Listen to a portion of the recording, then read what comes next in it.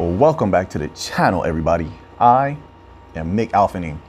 So we're going to begin here. This is an article on U.Today, and it goes as such. XRP rewards announced by Binance for users. Details. You know, when I see something like this, I just know it's it's Binance trying to stick it to or take revenge, a light version of revenge against all the regulatory bodies that have gone against it. I believe the SEC was giving Binance a hard time as well. Don't quote me on that, but I believe that's one of the regulatory bodies that was giving Binance a hard time. So it's a way to stick it to them because they know that they have a problem with Ripple and XRP at this particular time. That's what I see here. It says Binance has announced new rewards in the form of XRP for users who participate in its Learn and Earn courses by taking an online quiz on August 24th.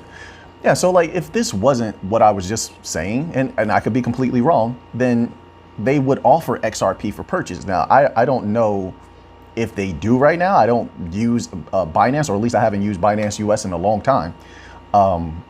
However, from what I know, Uphold is the only one offering XRP right now, the only major exchange. So they complied with all the regulatory bodies before, right? When the SEC said they had a problem with XRP, everybody delisted XRP, removed it, even though the SEC didn't say to remove XRP. Right now, there's a lot of theories out there, but let's just say they were just trying to comply and stay out of trouble. Okay, so why do you offer rewards right now? So, you know, I mean, either way, it's a good way for people to get their hands on some XRP. There's a lot of newcomers to XRP and the bank coins, and I think they're doing a good thing for themselves by acquiring some bank coins, because with generational wealth, you know, look, before I say that, the bank coins, if everything goes according to plan, and nothing is guaranteed, nothing is ever guaranteed. Things can change, and you have to adapt as the environments change. You have to adapt to survive. So, I mean, if things change, we'll adjust accordingly. But as of now, the bank coins are the only way to acquire generational wealth. And with that wealth, you can change your life. You can change where you live. If you work for someone, you don't ever have to work for someone again. If you run a small business or a regular business, maybe you don't even want to work anymore. You can just have your money working for you. With generational wealth, sky's the limit. So this is why it's I think it's a good thing that newcomers are doing their research, you know, against all of the FUD. I read so many FUD articles today, it's unbelievable. But doing their research and discovering the truth. It's not about a guarantee. It's about the possibility. Don't get me wrong. There's a lot of other crypto out there that can make you some good money, maybe even make you rich. But they don't have that variable of the possibility of generational wealth. They don't have that. So yeah, so you know, I think it's a very, very bad thing that all of these exchanges did by delisting XRP. You're not delisting the crypto that the SEC just, the list they put out and saying that these other crypto are securities. You didn't delist those, you know, so they've literally, all of these exchanges have literally cheated millions of individuals out of the opportunity for the possibility of generational wealth. That's exactly what they did. So I don't forget that when I'm dealing with these exchanges. Look, don't get me wrong. I will take all of the money that I can from the banks, 100%, but I don't have a love for the banks. There's a difference. See, some people, they muddy those waters. They believe that if you want to make money from this thing, you have to have love for that thing or feel for it. No, not at all. But with the capital that you can generate from that, from a system that's going to take over anyway, that's going to dominate anyway, it's always happened. This is what happens. They come in, they take over everything, just like they did with the internet. The internet that you use right now is not the full internet. There's so many websites that you're cut off from. This is just the internet they make available to you. Same thing will happen with crypto. They will come in, they will dominate crypto, and they will only have a small allotment that they allow you to interact with, while the rest of it is just shut out.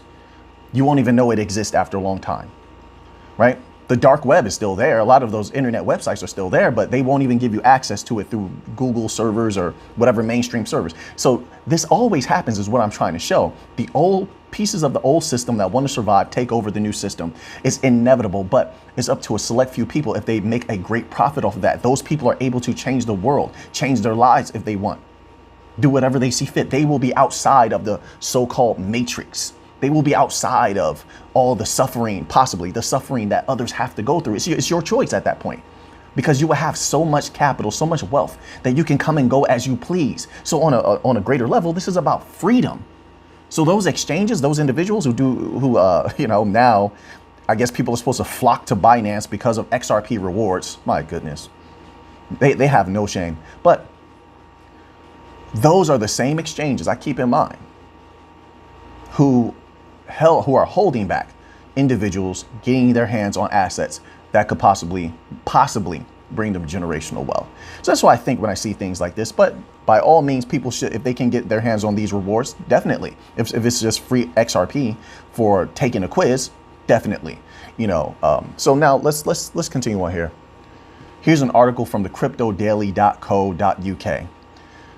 It says central bank's best kept secret. Crypto is the only way out. Now, this article, I read just a little bit of this article, and there's some things I agree with in this article and other things I just vehemently disagree with. So let's just read this little tidbit here at the beginning. It says, so it's come to this. Inflation is rising across the globe. That's very true. And I find it hilarious that they're talking about global recession when, like I said, deflation. Oh, my goodness. Listen. Deflationary period can take you right into a depression, right? But they don't want to talk about that. Most of the governments are highly delusional and dysfunctional. They're speaking against reality. They're changing the definitions of words. It's unbelievable what's going on right now. If you are seeing what's going on, then I would think a wise one would prepare themselves for what could come. I mean, hope for the best, prepare for the worst. That's how I see it, right? But let's continue on here. Inflation is rising across the globe. People's purchasing power is decreasing at a faster and faster rate. That's absolutely correct. And I've been saying this a long time about the fiat currencies and how the legacy system tries to paint cryptocurrencies as such a threat. When I'm looking at their fiat and saying this is the major threat, most of the people in the world have their value stored in fiat currency, right? And fiat currency, unbacked fiat currency, we have no idea what the future of that is going to be. It's been highly volatile. Not only has it been highly volatile, but because other nations are backing their currencies with either minerals or gold, the Western fiat currencies in particular are in jeopardy. So this part goes as such.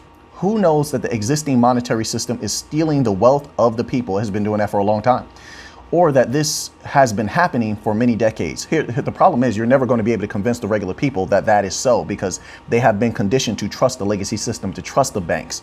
And they don't want to let go of that security blanket. They want to believe that the governments have their best, their best interest at heart, that they know what they're doing, that they're somehow these godlike figures that are more intelligent than everyone else, when that is not the case whatsoever. There's a lot of brilliant minds that are not a part of the governmental systems that have been crying out and saying, hey, listen, there's something wrong with the system. Let's fix it. Let's come up with solutions. And there's been a lot of solutions placed on the table, and a lot of brilliant minds outside of the system have said, hey, let's implement some of these solutions. But the problem is that the old legacy system has so much capital that they're generating from the broken system that they see no reason to change that. I mean, they're not going to be at the forefront of suffering for all the collapsing of these particular systems. So then they feel like they don't have to care. But even that in itself is sort of a blind way to think about these things, because they will be affected. Make no mistake about it, when the bottom and the base collapse, the top shall fall. But they don't see it that way, and it's easy to fall into that jaded nature when you've lived well for so long, or, when you've buried yourself in this particular cut off piece of society where everything is good and the grass is always green. It's easy to forget that you can lose, that you can fall, you can fail. And then you look at the past and you say, and these individuals say to themselves, well, the people that came before me lived well for their generations, and you delude yourself into thinking that you can do the same without putting in the necessary work to maintain the system. So for a long time, the system, that has happened, and the system has gone without maintenance. And now you're seeing the halting of the system, the collapse, the partial collapsing of the system. And what we're seeing now is only the beginning. It's only the beginning. But let's continue on here. Then there's a little tidbit here. It says Bitcoin is the best chance the world's population has to escape central bank tyranny. No. This is where we part ways in thoughts. The bank coins is everyone's best chance because it's the only way they're going to come by way. If it happens, there's no guarantees, but it's the only way they're going to come by generational wealth where they can move their families wherever they need to survive. So they can move from the United States to Latin America or Africa or Southeast Asia. They can start businesses anywhere that they want. They can buy land anywhere that they want. That's not going to happen via Bitcoin. Now, I believe people can make a good amount of money from Bitcoin. And I believe a lot of people will become rich from Bitcoin in the future. I mean, we don't, I don't want to put a cap on where Bitcoin can go. But as of right now, most people who are looking to make a good amount of money from Bitcoin already have a good amount of money. They already have a good amount of money to put into Bitcoin in order to see that return on investment. But for everyone across the board to be able to come by way of riches or generational wealth, the bank coins are the greatest giver of that particular opportunity because of their very nature of having the banks pull their money into them. Bank coins like XRP, XLM, Algorand, who are working with banks, Quant, who has a lower circulating supply than Bitcoin. So no, I don't think Bitcoin is the best chance. Not only that, the people will get robbed blind when it comes to Bitcoin because Bitcoin's price will always be volatile. It's just that way because of its very nature. Whereas the bank coins, to many people's chagrin of, calling them stable coins, yeah, they could be stabilized at a high price.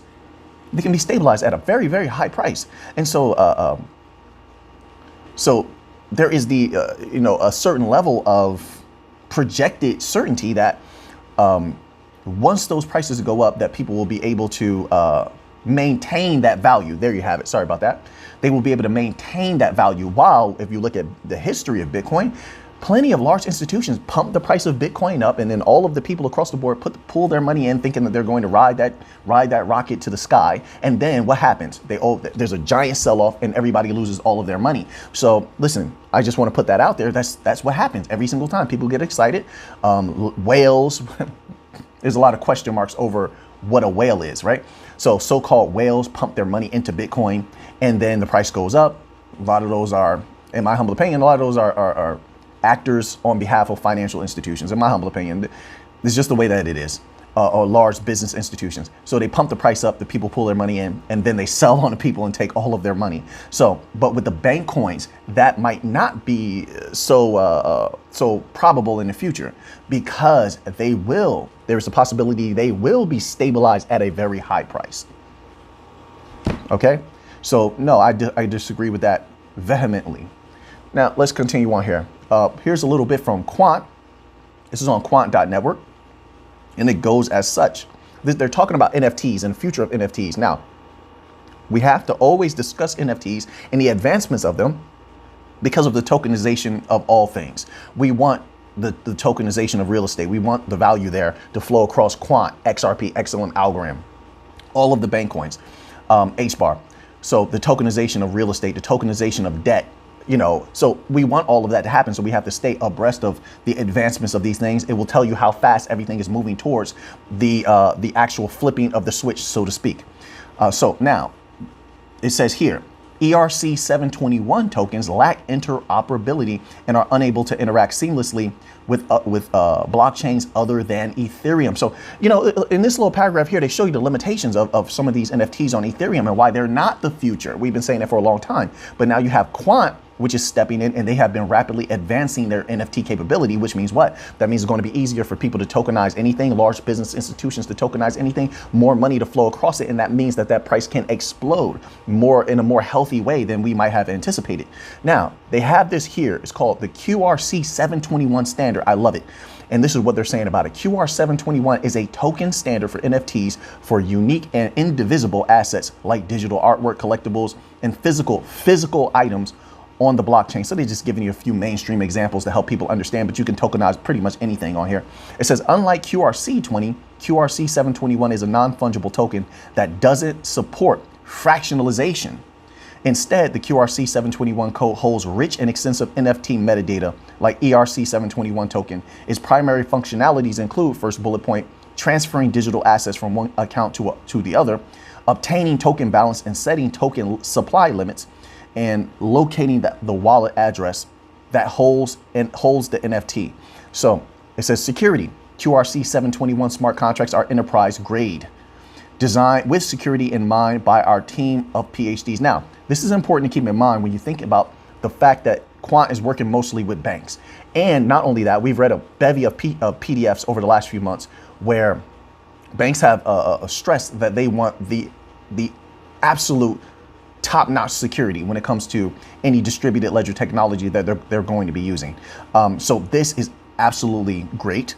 It's going to ensure that bank money is going to flow through every possible means of the Quant network. I think XRPL is the same way, and Algorand are also in that conversation as far as how completely they are advancing forward. And I mean, like, not in pieces, they're advancing forward all at once, the entirety of their systems. Nothing is left behind. So I greatly appreciate that, and it's another reason why I believe Quant's price is going to explode from where it is right now. So then we have this a little bit here on Algorand. Algorand says ICYMI. The first transaction using the Agro token at Visa card was made. So there's this card here they have, which is based around Algorand. Okay, you can check that out if you want to. But you see how rapidly things are moving on the Algorand blockchain. They have payroll on the Algorand blockchains used for traceability. They have a bevy of banks. We just did an article yesterday. It came via Coinbanks, which is utilizing Algorand Sand. Plus, they have plus 10 banks set up to use Algorand. Now, hopefully that does occur in the future. We know things can happen. Times change, things change, and we will adjust accordingly if we have new information that changes those facts. But as of now, that's a fact. Plus 10 banks lined up to use Algorand. Now, if you looked at Algorand's price last year, look how it exploded. Now it's just based off retail. It's one of the few bank coins, because of its circulating supply, one of the few bank coins that can take off meteorically. And it doesn't take too much for it to explode. Now, if you saw that explosion last year, just imagine if 10 banks begin using Algorand in the future. Now, we know the timelines because so many institutions have reiterated the timeline. JP Morgan said 2 to 3 years, right? That was from maybe December last year, 2 to 3 years before everything could be up and running as far as the new financial system. The Bank of International Settlement said 3 to 5. I'm more on the side of thinking 5 years. Ripple itself said 4 years, right? We've discussed this many times, but we have a lot of newcomers here. Said 4 years, okay? So personally, I'm thinking more 5 years, about 4 to 5 years. I think that's reasonable. So we do have a little bit more time to go. So, I mean, only the patient are going to see this meteoric rise if it is to take place. Not financial advice. I'm not a financial advisor. I don't want to be. You make your own decisions, okay? So let's move on here. So we're going to end off here with a little bit of Celo news here. And they've been having some interesting developments as of late. I'd like to see a little bit more out of Celo as well as Stellar, but everything in its own time. It says, this is a tweet from Celo. It says, the Celo Africa Web3 Fund is coming to Lagos, Nigeria. Up to 60 founders will receive access to marketing support, VC funding, decentralized exchange listing opportunities, and more.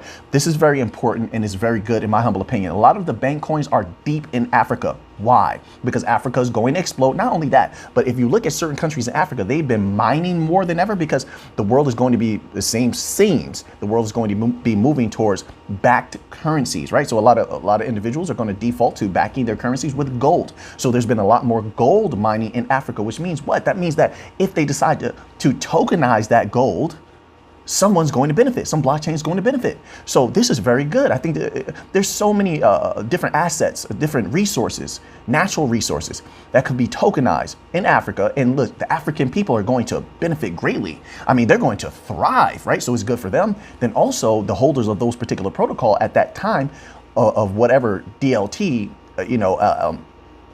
different countries decide to use and tokenize all of this value on, they are going to be great winners, in my humble opinion. So I like to hear stuff like this because I see things in the big picture. I understand where everything is going. The banks in Africa, you just saw MTech. MTech made an announcement a few days ago. The Bank of Ghana is working with MTech in a sandbox. We know that that MTech sandboxes and most of their technologies are based on Hedera HBAR. So we have more banks working with HBAR possibly. So, we'll try to keep up to date with that and see how that goes. But as of right now, everything is looking real good in my humble opinion. So now that you have that information, what are you going to do with it? I know what I'm going to do with it. So until next time, let's get to the money.